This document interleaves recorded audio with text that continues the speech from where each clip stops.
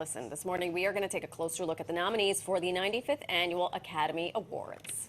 Sci-fi drama, family drama, everything, everywhere, all at once. Scored 11 nominations. That's more than any other film this year. Yeah, and the tragic comedy, The Banshees of Inisherin, and the war drama, All Quiet on the Western Front, also scored big. 9 nominations each for both of those. Yep, all 3 films are among the 10 nominated for Best Picture. Also in the category, everybody you see there, from Avatar to Tar, Top Gun, Elvis, and all the rest. Joining us live this morning, he's clearing his throat because he has no idea what we're going to throw his way. Analyst, journalist, film critic, humanitarian, husband, podcast host, highly relevant, Brown and Black podcast. Observer of mundane things around the world, the one and only Jack Rico. Time's up, Jack.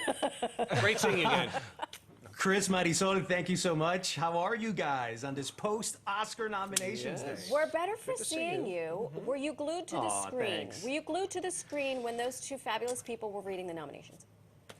Yes, Riz Ahmed and Allison Williams, who was from Get Out. I was not attached to my television set. I was on my phone. Okay. Oh, okay. All right. That's 2023 now, right? So you were like calling your looking at agents and through, saying, hold up, this is wrong. Get the Academy, get them on the horn. It was great because Twitter had the live feed, so I just looked at it and made my notes and then wrote an article about it. But yeah, it was an interesting nominations day. I feel like in terms of diversity, Oscar So White in 2015 sort of set the pre and the post of how the committee should behave and act, and I think that we did great in terms of diversity. Asian Americans, 4 of them broke record by being in all 4 categories. Best actress, best supporting actor, best supporting actress. So that was one of the big highlights, I think, for the nominations this week. So if you had to pick one category, the one to really watch, that's really tight and doesn't seem too obvious, which one would it be?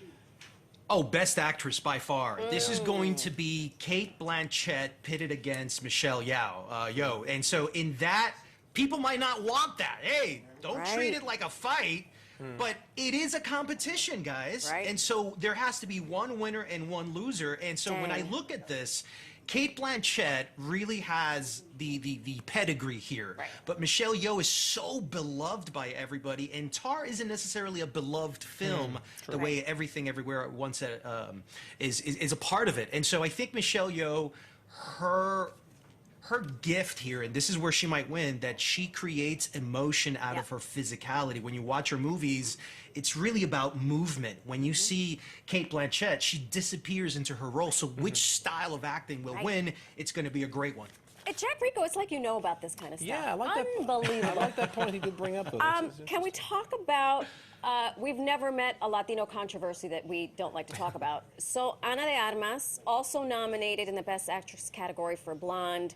She got a lot of flack for playing Marilyn Monroe. What is the significance of her nomination? Well, she becomes the 5th Latina ever in the history of the Oscar Awards in the Best Actress lead to be nominated. Now, remember, it's 95 years, and there's only been 4 other women, and amongst them is Catalina Sandino Moreno, and you have Francisca Montenegro, you have Yalitza Aparicio from 2020.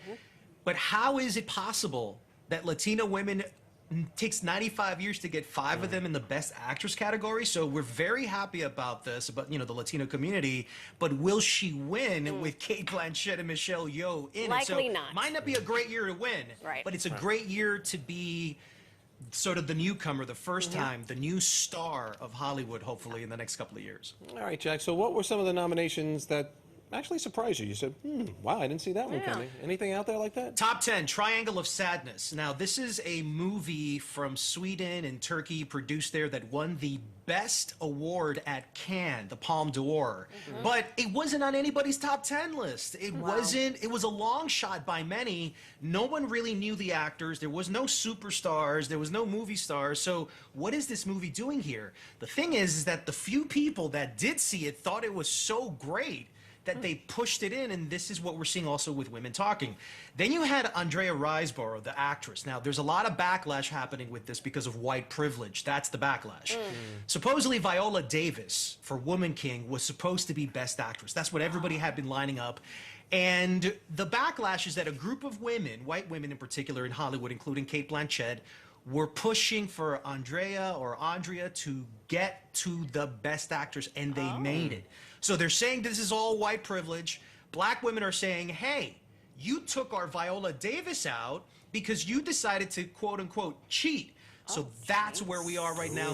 Not everyone's giving her her merit, and they think Viola should have had it. So it's Tremendo going to be a very escándalo. interesting. Yes. Tremenda escándalo. What about? Yes. What she said, yeah. What are the any snubs? Anything sticks out to you, other than that one that you just mentioned? Tom Cruise, first of all, You Tom love Cruise not Tom being Cruise nominated in for Top Best Gun? Actor. I'm Yeah. telling you, I feel like Tom Cruise, Top Gun got 7 Oscar nominations, including Best Picture. I called it here on the show. You did. Best Picture, so I'm still going for that. All right. I also thought that the problem was no female directors in a year where there's a lot of movies, including women talking, that was nominated for Best Picture, and you don't have one single female in the Best Director category. James Cameron, who did Avatar, nominated for Best Picture. Jim, You don't he's do got movies enough. like that. Yeah, he You has don't do, enough. yeah, but you Marisol don't do thinks movies like that his mantle's without full. having a Best Director. So All right.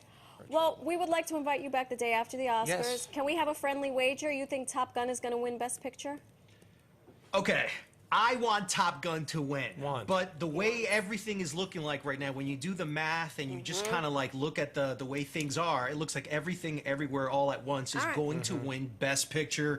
Michelle Yeoh might beat Kate Blanchett. This might be one of the biggest upsets I in can't Oscar wait. history this year. So it's going to be a great night. Fantastic. We That's have a lot of happening March viewing 12th, homework guys. over here We because do. we've got to catch up. We got to a bit catch up these, on all the yes. films.